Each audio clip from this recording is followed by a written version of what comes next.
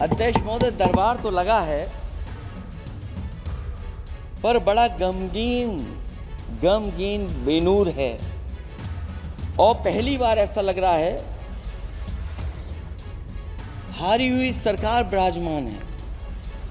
तो भैया ये हैं समाजवादी पार्टी के अध्यक्ष अखिलेश यादव, जिन्होंने 18वीं लोकसभा के अपने पहले ही भाषण में सत्ता पक्ष की चूल्हे हिला दी। जी हां, हम बात कर रहे हैं अखिलेश यादव के भाषण के उन 10 महत्वपूर्ण बिंदुओं की जिस पर आज उनका पूरा भाषण टिका हुआ नजर आया। अखिलेश यादव समाजवादी पार्टी और इंडिया अलायंस का वो गठजोड़ जिसने उत्तर प्रदेश में भारतीय जनता पार्टी के उस रथ को रोक दिया, या यूं कहें तो एक बड़ा झटका दिया, जिसके बदौलत भारतीय जनता पार्टी और एनडीए 400 पार का नारा दे रहा था। अखिलेश यादव के आज के लोकसभा के भाषण में वो तपिश नजर आई, जिसके जरिए वो लगातार पिछले 2 महीने में जो चुनाव हुए उनमें लगातार जो मुद्दे उठा रहे थे, चाहे अग्निवीर का मुद्दा हो, चाहे अन्ना पशुओं का मुद्दा हो, या फिर पेंशन स्कीम हो, या फिर बेरोजगारी से लेकर पेपर लीक जैसे मामले, साथ ही साथ अयोध्या में भारतीय जनता पार्टी की हार के बाद अखिलेश यादव के प्रत्याशी यानी कि समाजवादी पार्टी के प्रत्याशी अवधेश प्रसाद की जीत ने अखिलेश यादव के एनर्जी में जो बूस्टअप किया है वो अब दिखने लगा है। आज हम बात करेंगे अखिलेश यादव के उन 10 महत्वपूर्ण बिंदुओं की जिन पर अखिलेश यादव ने सत्ता पक्ष या यूं कहें तो भारतीय जनता पार्टी, जिसकी सरकार में प्रधानमंत्री नरेंद्र मोदी प्रधानमंत्री के पद पर आसीन हैं, उसको टेंशन में डाल दिया।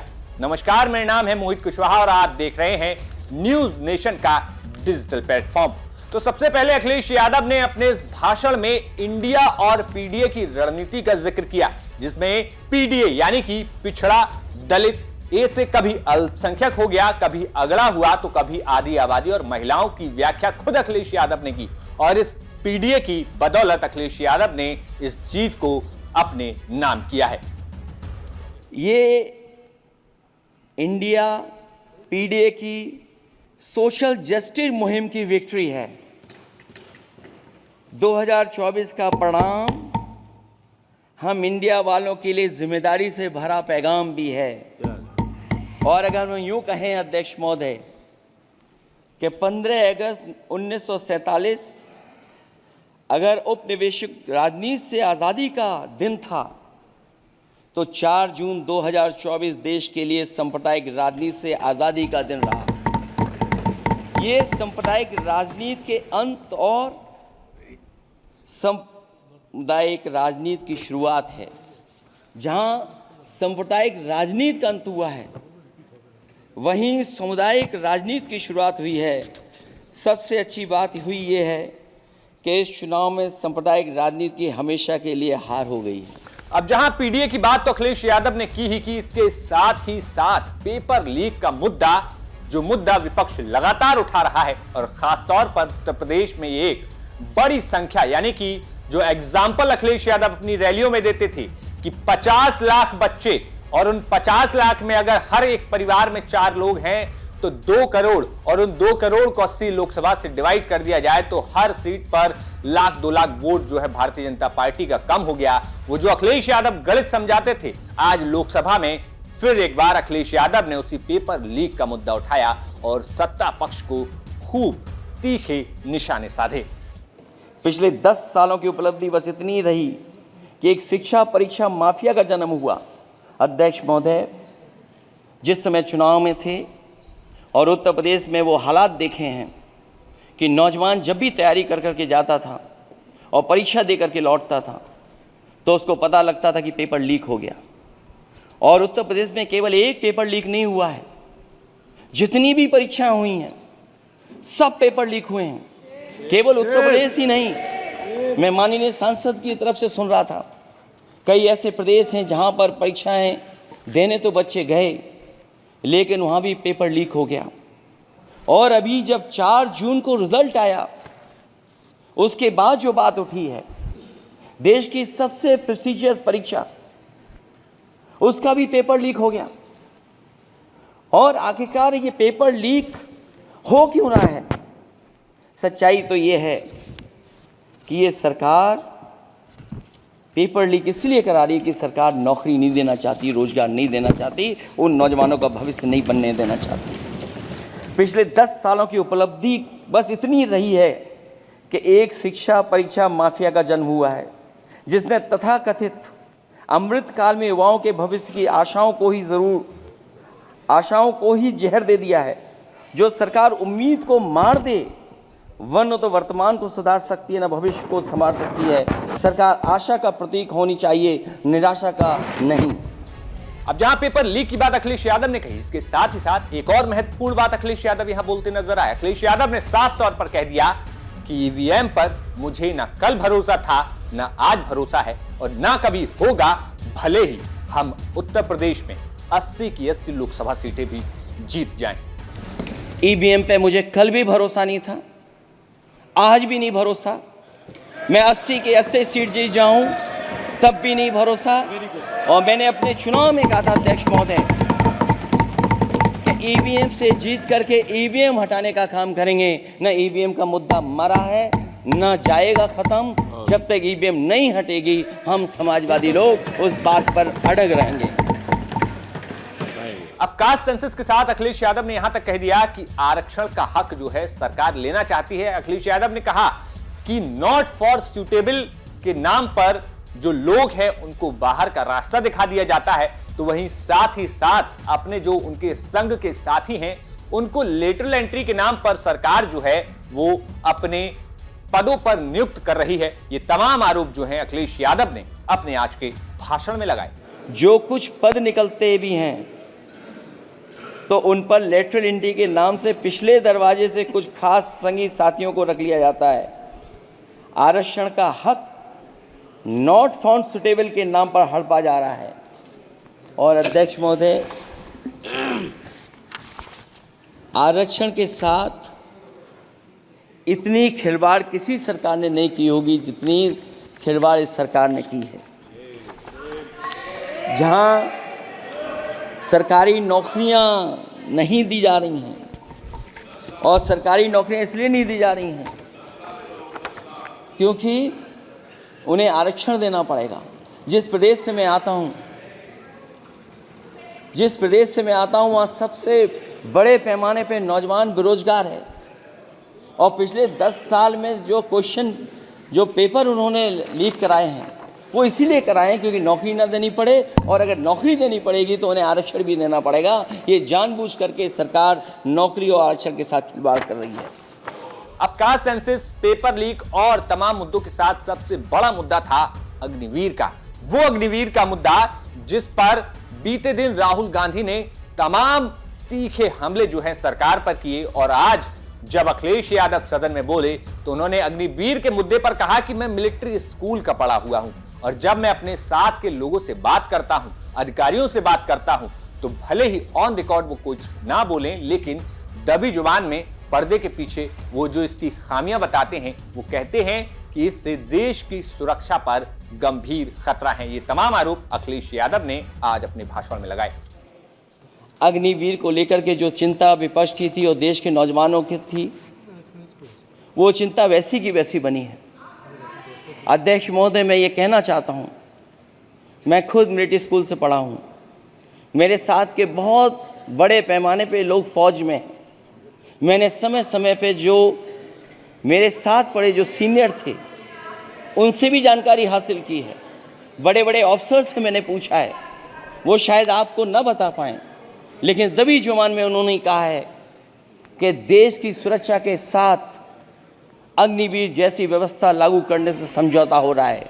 अध्यक्ष महोदय, किसी भी देश की सबसे बड़ी प्राथमिकता अगर कोई है तो वो देश की सीमाओं की सुरक्षा है। अग्निवीर जैसी व्यवस्था से कभी संभव नहीं है। अध्यक्ष महोदय, हम अग्निवीर व्यवस्था को कभी स्वीकार नहीं कर सकते हैं। आज नहीं कल, कल नहीं बाद में, जब कभी भी सत्ता में इंडिया गठबंधन आएगा, अग्निवीर व्यवस्था हमेशा हमेशा के लिए खत्म हो जाएगी।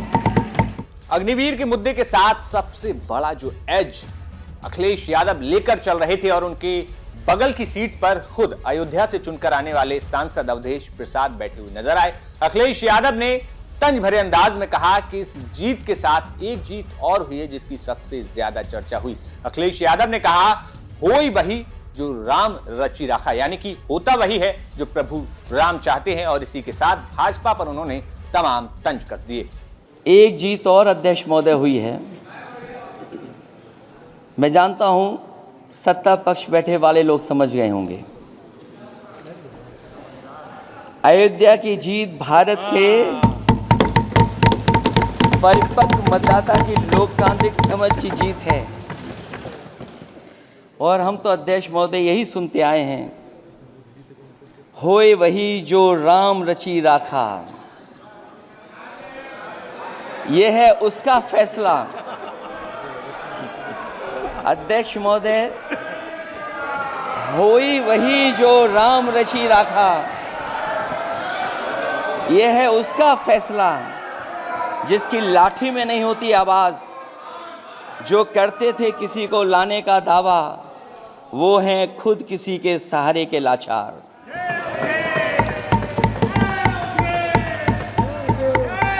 अध्यक्ष महोदय, मैं फिर कह देना चाहता हूं, होए वही जो राम रचि राखा, यह है उसका फैसला जिसकी लाठी में नहीं होती आवाज। जो करते थे किसी को लाने का दावा, वो हैं खुद किसी के सहारे के लाचार। हम अयोध्या से लाए हैं उनके प्रेम का पैगाम। हम अयोध्या से लाए हैं उनके प्रेम का पैगाम, जो सच्चे मन से करते हैं सबका कल्याण। सदियों में जन जन गाता है जिनके गान, अभय दान देती जिनकी मंद मंद मुस्कान। मानवता के लिए उठता जिनका तीर कमान।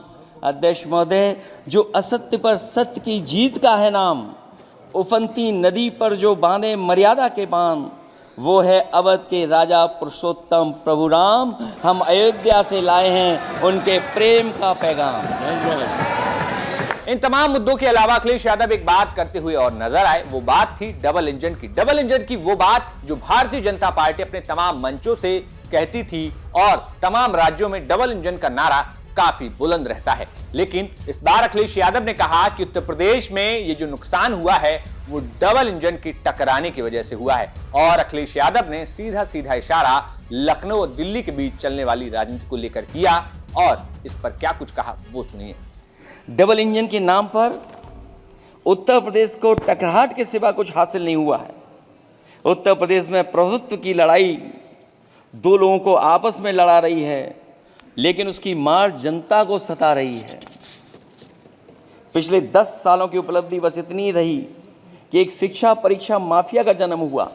अध्यक्ष महोदय, जिस समय चुनाव में थे और उत्तर प्रदेश में वो हालात देखे हैं कि नौजवान जब भी तैयारी कर करके जाता था और परीक्षा दे करके लौटता था, तो उसको पता लगता था कि पेपर लीक हो गया।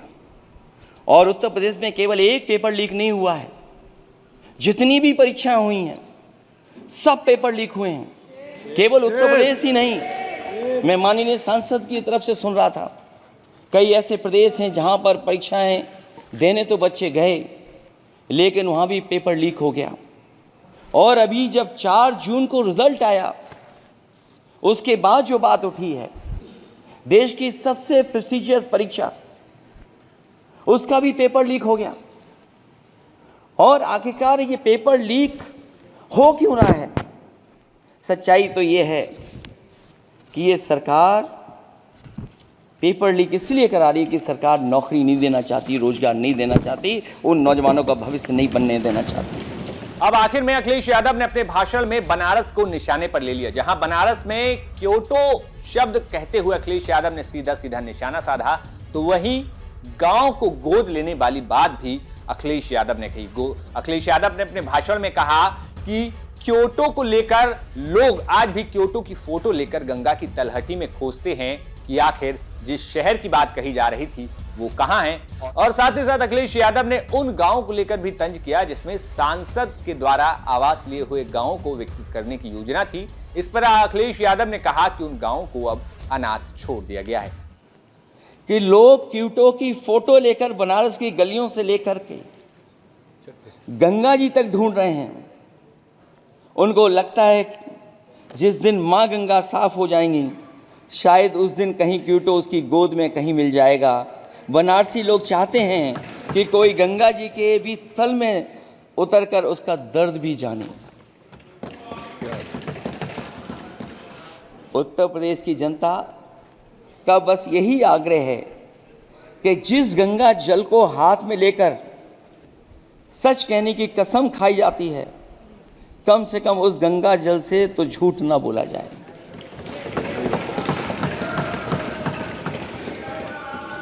जो गांव कभी गोद लिया गया था, उस गांव की भी तस्वीर नहीं सुधर पाई है। जो भाजपा के स्मार्ट सिटी के झूठे सपने में गांव के लिए कोई जगह नहीं है। अपने गांव गोद लेने की जो बात कही थी, क्या वो भी जुमला था अध्यक्ष जी? पता नहीं जिस गांव को गोद लिया था उसका नाम भी किसी को याद है कि नहीं। मैं नाम पूछ करके किसी को शर्मिंदा नहीं करूंगा, क्योंकि अगर नाम याद है तो ये तो और भी बुरी बात है कि अपने नाम याद रखने के बावजूद भी कुछ नहीं किया। जिसे गोद लिया जाता है उसे अनाथ बनाकर छोड़ देना अच्छी बात नहीं है। ये वो खास महत्वपूर्ण बातें थी जो अखिलेश यादव के आज के भाषण में नजर आई। इन 10 बातों के इर्द गिर्द अखिलेश यादव ने लगभग अपने 30 मिनट के भाषण में तमाम तीखी बातें सत्ता पक्ष पर कहीं और साथ ही साथ जमकर जुबानी हमला किया। ऐसे में अब लखनऊ की राजनीति के अलावा अखिलेश दिल्ली की राजनीति संभाल रहे हैं। ऐसे में कितना कुछ बदलाव दिल्ली की राजनीति में करते हैं और पार्टी का ग्राफ 2027 में कहां तक पहुंचता है, ये अब बड़ा सवाल बनेगा। ऐसे में देखना होगा कि आखिर अखिलेश यादव लखनऊ से दिल्ली पहुंचने पर पार्टी को कहां तक ले जाते हैं। बाकी साथ ही साथ आपका अखिलेश यादव की राजनीति पर क्या कुछ कहना है, हमें कमेंट बॉक्स में जरूर बताइए।